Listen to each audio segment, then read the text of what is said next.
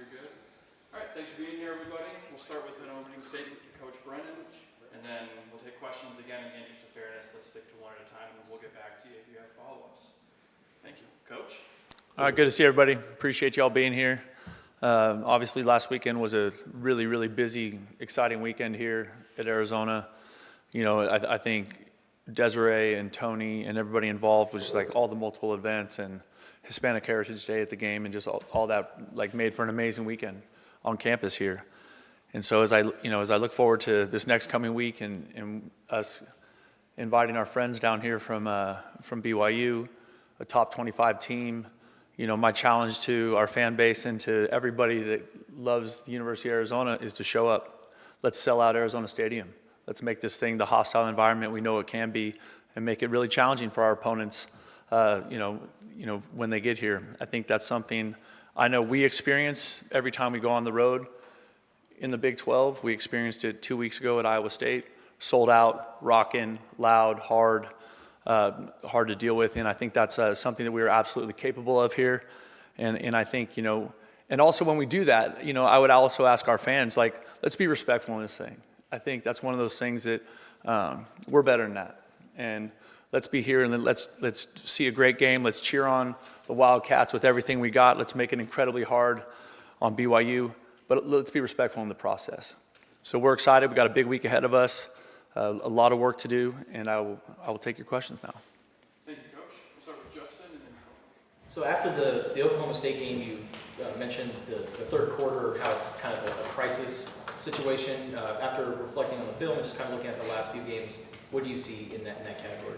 Well, I think that comes down to execution, right? And that's part of Red Line, a big part of it. And I think when we get those opportunities, I think I mentioned it. We had 3 opportunities in relative good field position, and we have to capitalize on those. And that's one of those things that when you're playing in a conference that is as competitive as the Big 12, you can't miss opportunities. And those are opportunities that we have to take advantage of. You touched upon the special teams in terms of Michael Salgado Medina making the 57-yard field goal. How do you go evaluating week to week? Yes, he had the 57-yarder, but it's kind of circled between that 40 and 49-yard range. Yeah, but he also hit a 43-yarder right at the end of half, right? And we haven't talked about that. I thought our offense put together, we got to stop. Our offense put together a good clock drive with less than a minute or about a minute. And we got down there in field position, and Michael hit it through the uprights. And so we have faith in Money Mike. That guy, he's a young player, but he's getting better every week, and we're going to keep putting him out there because we believe in him. Michael and David. The way that you described coaching him up before the 57-yarder, would you say that that's typical of the way that you approach most situations with players? What do you mean? When you're encouraging him, like, hey, go out and do it, we believe in you, that sort of, is that kind of indicative of your coaching style, would you say? I think so. I think every player is different, and you coach them all differently. You treat them all fairly, but you coach them all differently. And so, some players respond to, different kind of stimulus, right? But I think at the end of the day, everyone likes to be encouraged. Nobody likes to get beaten to the ground, right? If you make a mistake, do we have a better chance to respond from that mistake if me as the head coach is, all over your case and making you feel bad about the mistake you already made, right? Or is it better for me to take the approach of like, no, we're putting you back out there because we believe in you, because we do. Otherwise, we wouldn't put you back out there. So go make the plays you're capable of making. David and then Jason. Coach, this was the first game you really had a full, healthy stable of running backs and you were able to use them all. How did you feel about the way that rotation went and then the results that you got from it? I feel good about the rotation. I think we want to run the ball better. I think Oklahoma State did a good job of loading up the box, and obviously that's something that we're going to have to be ready for this weekend, right? We have a top 8 defense in the country coming in here.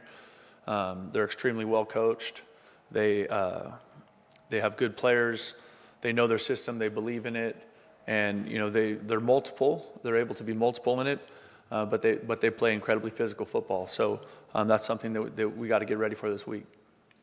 Jason and then Jenna. What makes the BYU quarterback so good, especially for a freshman? I think it's really, we've known this kid for a while. We watched him playing in high school. And he's obviously a dual threat guy and a real dual threat guy. I think he's their second leading rusher on their team, or second highest carries anyway. And he's really effective throwing the ball too. So I think that's one of those deals where when you have a young player and you can get him comfortable and get him into flow like they have, and then also play good defense behind it, it gives him a chance to play with real confidence, and he's doing that right now. Jenna and then Troy. Noah Fafita was named the Offensive Player of the Week for the Big 12. Just what do you think about that and just the progress that he continues to make? I'm excited for Noah, and I think he's one of those young people who has consistently shown up for the University of Arizona, consistently shown up for his teammates, consistently shown up for our coaching staff, and we love him for that. And I think, he would even tell you there's probably more plays for him to make in that game on Saturday than he made. But it was great to see him have a big game. He's one of those players that we're going to have to lean on as we get into, deeper and deeper into Big 12 play. And especially when this weekend, when you have a top 10 defense coming to town and a top 25, football team, we're going to need Noah Fafita to play at the level he's capable of playing at. Troy and then Brian. One of the things going into the week that was kind of talked about a lot was the drop balls by the receivers. I think it was 11 going into the game. Just your thoughts on their performance and how they were able to bounce back against Oklahoma State. I thought they did a great job of that. I thought they did a good job of finishing. I think that's one of those things as an old receiver guy. That's one of those deals that if you talk about it too much, it becomes a bigger issue than it really is. Most of the time, that comes from, just being inconsistent with your hands and eyes, trying to run before you catch it, your hands, getting behind your eyes, not just like really simple detail of catching the football. But I thought they did a great job of it, and I've told you guys many times, I have a super high level of belief in Coach Bobby Wade and his ability to coach and teach and motivate that group, and I think we're going to continue to see good plays from them. Brian and then Justin. You've definitely been able to have the depth at receiver with so many different guys catching balls. I think it's up to like 16 now when you include tight ends and running backs. But is there a point where you want to get to where, kind of like basketball coaches trim the rotation, where you want to maybe have 4 or 5 receivers, or do you want to keep going 7, 8 potentially every game? That's a good question. I would say really it's a little bit more of a function of just like fast and fresh.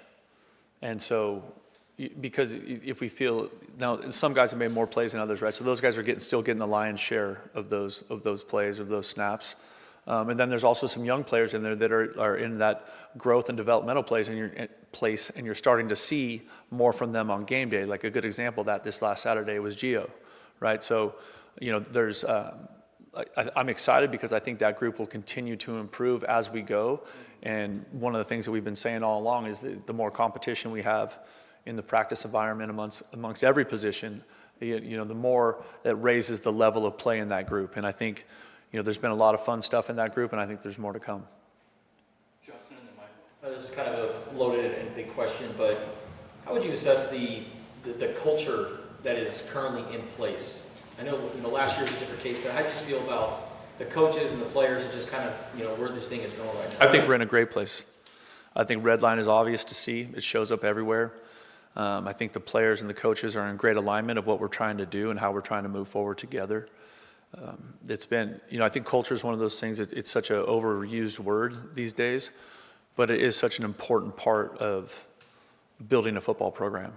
And, it's something that your players and your coaches have to fight for every day, and I think ours do.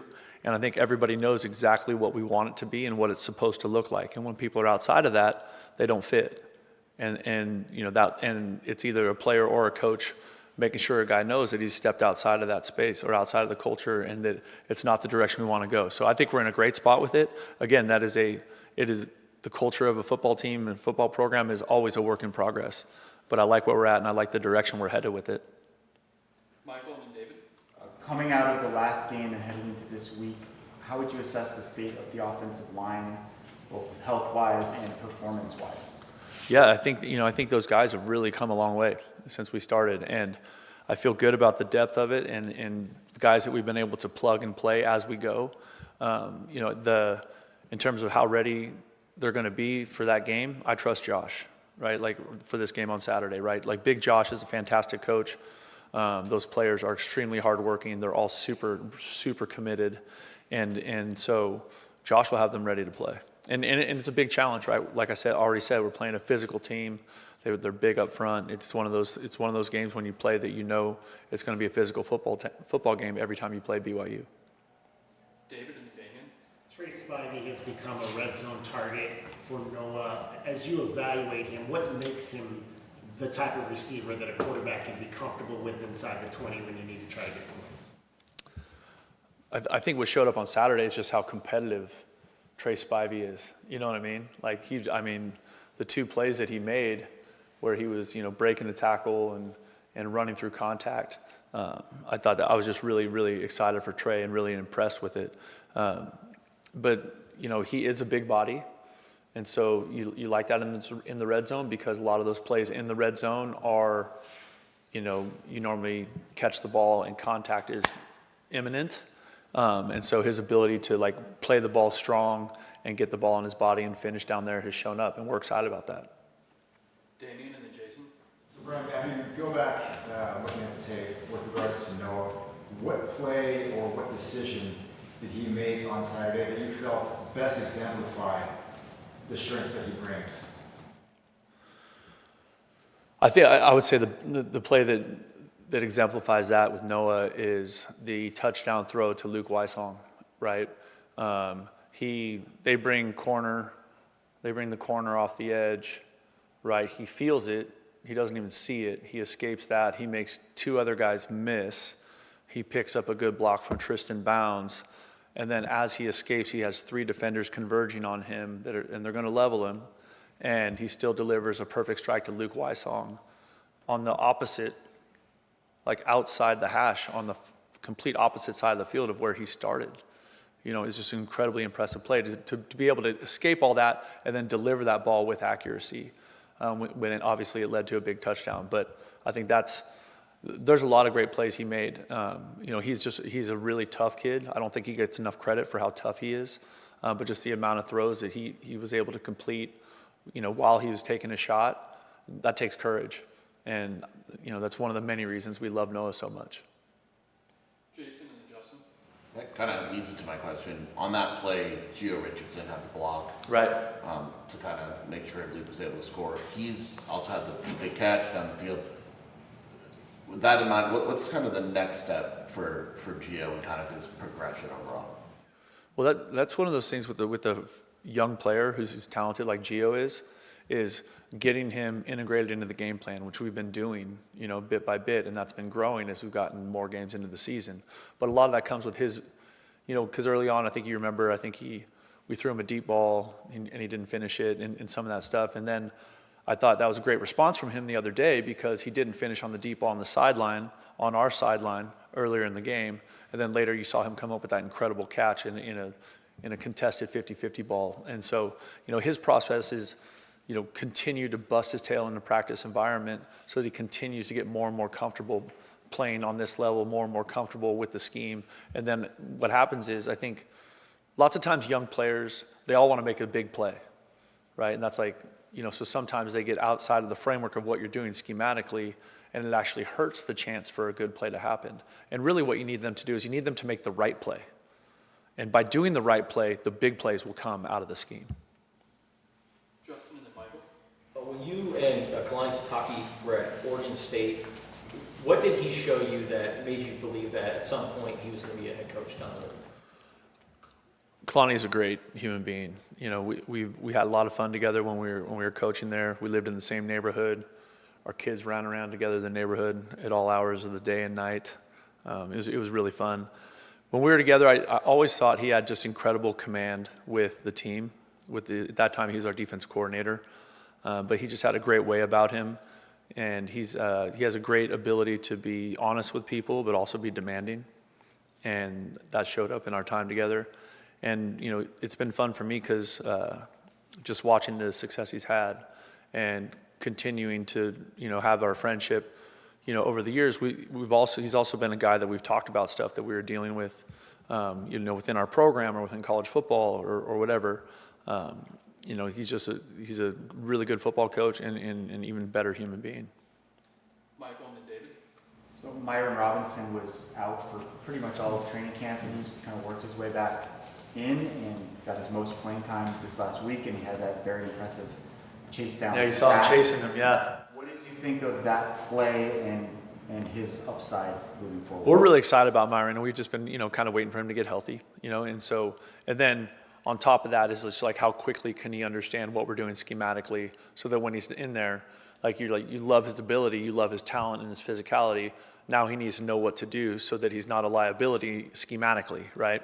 But he's a really hardworking kid. He loves football. He loves to play. We've seen, even in the special teams in the last couple of weeks, we've seen him do a great job at his job, do it exactly right. And I think that part of it, I tell freshmen all the time, the best way to play is to know what to do. Just to be right on schematically is to know what to do. And he's a guy that's working really hard at that, and I think we're going to be excited about him. Our last two will be David and Troy. Brent, I asked you about fourth down last week, so I'll do it again this week. First drive, 4th and 3, at the goal line, you decide to go for it, get a touchdown. Second half, early 4th and 3 midfield, you punt it. What went into those two decisions? Just the flow of the game, the flow of the game. But, last week, your question caught me off guard because it was just, we were on the minus, 29 or wherever we were. The midfield one was more of a, like, we're playing great on defense. Let's pin them inside the 10 and let's go play defense and see if we can't get better field position and come back and play it. That was the second one. The first one, it was early in the game, and I was like, let's go for it. Let's go score. We had such an emphasis all week on starting fast, and I thought we did that. And then obviously Noah makes a perfect throw, and Trey, breaks a tackle and knifes it in the end zone for a big touchdown to start it, so that was great. We'll finish up with Troy. I know it's a small sample size, but just the importance of getting Braden Locke in there, getting him some reps just to stay ready for the course of the season. Yeah, absolutely. B. Locke he's been an outstanding teammate. He's one of those players on your team that if you spend any time around him, he's going to end up being a football coach at some point. Poor guy. But he, no, but he's a great kid. He's really cerebral. He has real talent. Like, he's a really good player. I think we're really lucky to have a high caliber, guy in that role like him. And he has a super high care factor. So it was great. It was great to get him out there. Great to see him play. Great to see him hit some throws. It was good. Thank you, everybody. Bear down.